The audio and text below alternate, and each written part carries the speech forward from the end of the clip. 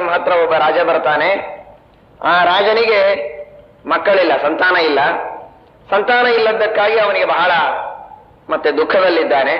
ಅವನಿಗೆ ಈ ಹಣ್ಣನ್ನ ಕೊಟ್ರೆ ಅವನ ಪತ್ನಿ ಅದನ್ನ ಭಕ್ಷಣ ಮಾಡಿದರೆ ಅವಳಿಗೆ ಶ್ರೇಷ್ಠವಾದ ಸಂತಾನವಾಗತ್ತೆ. ನಿಮಗೆ ರಾಜಮರ್ಯಾದೆಯ ಕೊರತೆ ಯಾವುದೂ ಉಳಿಯುವುದಿಲ್ಲ, ಬೇಕಾದಷ್ಟು ರಾಜಗೌರವ ನಿಮಗೆ ದೊರಕುತ್ತದೆ ಅಂತ ದೇವರು ಆಶೀರ್ವಾದ ಮಾಡಿ 2 ಹಣ್ಣನ್ನು ಕೊಡ್ತಾನೆ. ಅದೇ ತರಹ ಆನೆಗುಂದಿಯ ಸಂಸ್ಥಾನದ ಮಹಾರಾಜನಿಗೆ ಆ 1 ಹಣ್ಣನ್ನ ಕೊಡ್ತಾರೆ. ಅವನಿಗೆ ಸತ್ಪುತ್ರ ಉತ್ತಮವಾದಂತಹ ಸಂತಾನವಾಗ್ತದೆ. ಪೂರ್ಣವಾದ ವಿಶ್ವಾಸದಿಂದ ಚತುರಂಗ ಸೈನ್ಯವನ್ನ, ಒಬ್ಬಂಟಿಗರಾಗಿ ಇವರು ಹೋಗಿರ್ತಾರೆ, ಚತುರಂಗ ಸೈನ್ಯವನ್ನ ಆನೆ, ಕುದುರೆ, ವಾದ್ಯ, ವೈಭವ ಎಲ್ಲವನ್ನೂ ಕೊಟ್ಟು ಶೃಂಗೇರಿಗೆ ಕೊಟ್ಟು ಕಳಿಸ್ತಾನೆ. ಆಗ ಇವರ ಆ ರಾಜವೈಭವದ ಜೊತೆಗೆ ಇವರು ಬಂದಾಗಿ ಇವರು ಸಾಮಾನ್ಯರಲ್ಲ ಅಂತನ್ನೋದು ಗೊತ್ತಾಗಿ ಅನಿವಾರ್ಯವಾಗಿ ವಿದ್ಯಾರಣ್ಯರು ವಾದಕ್ಕೆ ಅವಕಾಶ ಕೊಡಬೇಕಾಗತ್ತೆ. ಯಾವುದೋ ಒಂದು ನೆಪದಿಂದ ವಾದ ತಪ್ಪಿಸಿಕೊಳ್ಳೋಣ ಅಂತ ಅವರ ಉದ್ದೇಶ. ಆದರೆ ವಿದ್ಯಾರಣ್ಯರ ಜೊತೆಗೆ ಇವರು ಹೋಗಿ ವಾದವನ್ನ ಮಾಡ್ತಾರೆ. ಬಹಳ ಸುದೀರ್ಘವಾದಂತಹ ವಾದವಾಗತ್ತೆ. ಶ್ರೀಮದಾಚಾರ್ಯರಿಗೆ ಅತ್ಯಂತ ಪ್ರಿಯವಾದ ತತ್ವಮಸಿ ಎಂಬ ವಿಷಯದ ಮೇಲೆ ವಾಕ್ಯಾರ್ಥವನ್ನ ಬಹುದೀರ್ಘ ಕಾಲದವರೆಗೆ ಮಾಡ್ತಾರೆ. ಆ ವಾಕ್ಯಾರ್ಥ ವಿಚಾರಗಳು ಸಾಕಷ್ಟು ದಿವಸ ನಡೆದ ಮೇಲೆ ನಿರ್ಣಯವಾಗುವುದಿಲ್ಲ. ಅವರು ತಮ್ಮ ಆಗ್ರಹವನ್ನು ಬಿಡ್ಲಿಕ್ಕೆ ತಯಾರಾಗುವುದಿಲ್ಲ.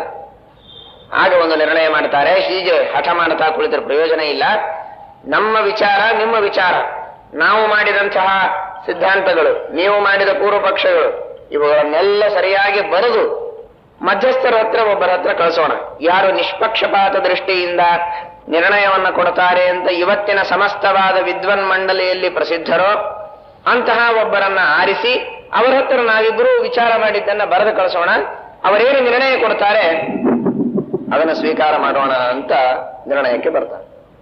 ಎಷ್ಟು ಪ್ರಾಮಾಣಿಕವಾಗಿರತಕ್ಕಂತಹ ಒಂದು ಕಳಕಳಿ ಅಕ್ಷೋಭ್ಯ ತೀರ್ಥರಿಗಿತ್ತು ಅಂತನ್ನುವುದನ್ನು ನಾವು ಕಾಣಬಹುದು.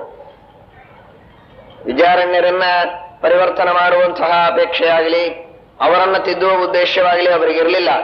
ವಿದ್ಯಾರಣ್ಯರಂತಹ ಮಹಾಪಂಡಿತರು, ಮಹಾ ವಿದ್ವಾಂಸರು, ವೇದವ್ಯಾಖ್ಯಾನ ಮಾಡಿದಂತಹ ಸಾಯಣಾಚಾರ್ಯರ ಅಣ್ಣಂದಿರು, ರಾಜಗುರುಗಳು, ಅವರು ಆ ಮತವನ್ನು ಅನುಸರಣೆ ಮಾಡ್ತಾರೆ ಅಂತಂದ ಮೇಲೆ ಅದೇ ಸರಿ ಇರಬಹುದು ಅಂತ ಸಜ್ಜನರ ಮನಸ್ಸಿನಲ್ಲಿಯೂ ಕದಾಚಿತ್ ದ್ವಂದ್ವ ಬರಬಹುದು. ಅಂಥವರಿಗೆ ಸರಿಯಾದ ತಿಳುವಳಿಕೆಯನ್ನ ಮೂಡಿಸಬೇಕು. ಅವರು ತಿಳಿದಂತಹ ತತ್ವಜ್ಞಾನ ಇದು ಸರಿಯಲ್ಲ.